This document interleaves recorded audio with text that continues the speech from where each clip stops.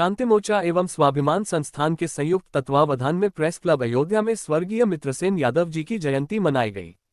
इस कार्यक्रम में मुख्य अतिथि सपा विधान परिषद के नेता अध्यक्ष लाल बिहारी यादव ने कहा, स्वर्गीय मित्रसेन यादव जी, जिनको बाबूजी के नाम से जाना जाता था, गरीब शोषित पीड़ित समाज के मसीहा थे। हमेशा गरीबों की हक की लड़ाई के लिए आवाज बुलंद किया और कहा कि राजनीति में एक लंबा समय बिताते हुए हमेशा गरीब, किसान, मजदूर, शोषित पीड़ित के साथ खड़े होने के कारण और इनकी लड़ाई को अपनी लड़ाई समझकर लड़ने के कारण मित्रसेन यादव जी के ऊपर कई आपराधिक केसों की झड़ी लग गई थी, लेकिन उनके कदम अडिग रहे। उन्होंने हमेशा सत्य और न्याय का साथ दिया, कभी जाति धर्म के आधार पर किसी के साथ व्यवहार नहीं किया। उनके साथ समाज के हर जाति, धर्म और संप्रदाय के लोग थे। सर्वप्रथम मैं आपके चैनल के माध्यम से बाबूजी के चरणों में श्रद्धा सुमन अर्पित करती हूँ। मैं उनको नमन करती हूँ और मैं ईश्वर से प्रार्थना करती हूँ कि जहाँ कहीं भी हो अपना आशीर्वाद इसी तरह से हम लोगों पर बनाए रखें।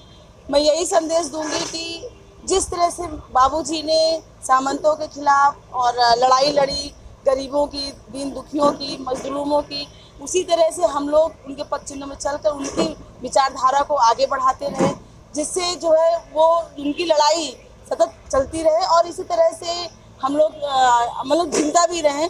दूसरा ये कि जैसे नेता जो हमारे माननीय स्वर्गीय बाबू मिसिर जी, चाहे गरीब हो चाहे अमीर हो, वो बहुत मजबूती से, चाहे अधिकारी के पास हो चाहे नेता के पास हो, बात रखते थे।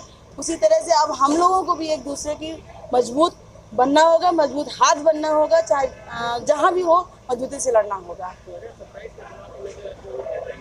2027 का चुनाव बहुत मजबूती से लड़ा जाएगा, उसका भी बहुत बड़े कारण है।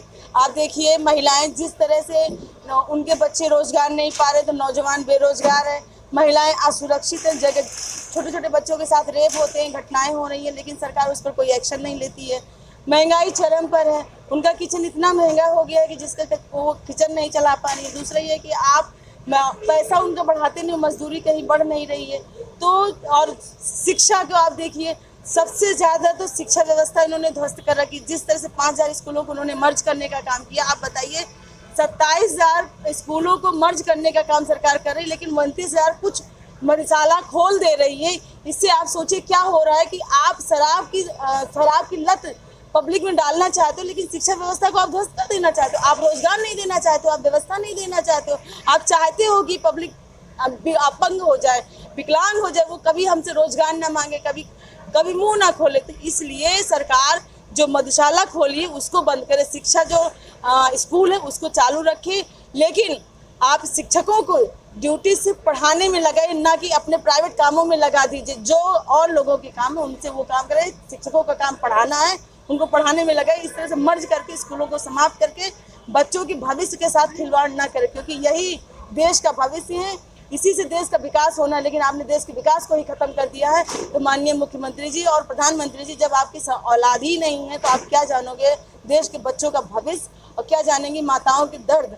इसलिए आप जो है इतना अन्याय ना करें कि भगवान भी आपसे नाराज हो गए। आप तो मतलब ये कि पब्लिक बहुत कष्ट में है, नाराज है, और सरकार को चाहिए कि पब्लिक की आंसुओं को देखे। देखिए ये तो आश्वासन माननीय योगी जी ने दिया था। अब अफसोस की बात यह है कि हमारे प्रदेश के मुख्यमंत्री जी ने अपनी ही बात से हटकर अपनी ही बात को काट दिया, अपनी ही बात झूठी कर दी। उन्होंने उस बच्ची को आश्वासन दिया था लेकिन उसको मदद नहीं करी।